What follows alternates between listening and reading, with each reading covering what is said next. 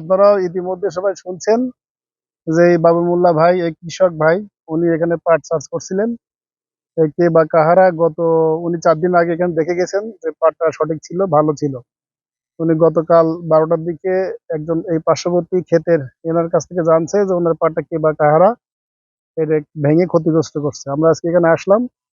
আসার পরেও এখানেও ইতিমধ্যে পেঁয়াজের সিজনের সময়ও তার এই পেঁয়াজ খেতে পেঁয়াজ নষ্ট করছিল, এই সংক্রান্তে উনি উনি একটা মামলা দিছিলেন।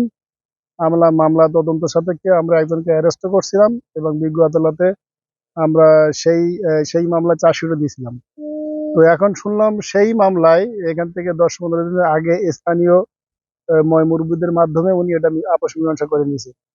তো যেহেতু আজকে আমরা এখানে আসছি সবাই, এখানে অনেক লোকে আছেন, তো আমার এমপি মহোদয় আমাকে ফোন দিছিলেন বা আমাকে মেসেজ দিছিলেন যে এই ব্যাপার, এটাকে ভালো করে স্টেপ নেওয়ার জন্য।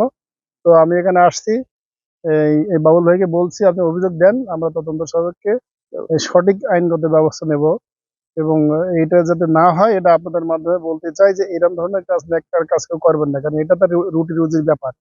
এইটা নিয়ে কেউ কোনো এরকম ধরনের নৈরাজ্য সৃষ্টি করলে আমরা তাদের বিরুদ্ধে কঠোর আইনগত ব্যবস্থা নেব, যেটা ইতিমধ্যে তার পেঁয়াজের ক্ষতি করছিল সেটা আমরা ব্যবস্থা নিয়েছিলাম। এই ব্যাপারটা এই ঘটনাকে কেন্দ্র করে উনি অভিযোগ দিক, উনি থানায় যাক, যাওয়ার পরে আমরা এটা আইনগত ব্যবস্থা নেব।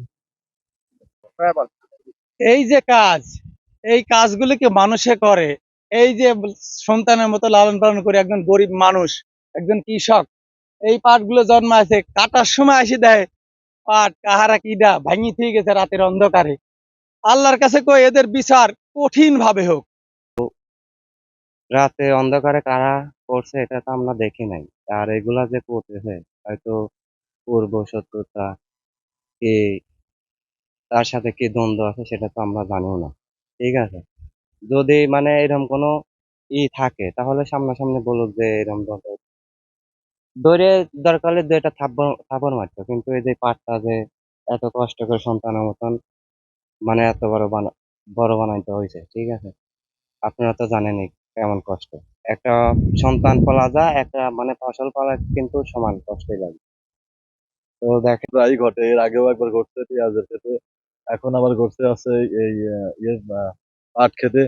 আসলে এই ঘটনাগুলো তো আসলে সেরকম তদন্ত হয় না, কারণ আগের একবার যেরকম হয়েছে যদি ওই বিচারটা ঠিক মতো হতো তাহলে কিন্তু আজকে এই গৃহস্থ কিন্তু কৃষক কিন্তু এটা দেখতে দেখতে হতো না।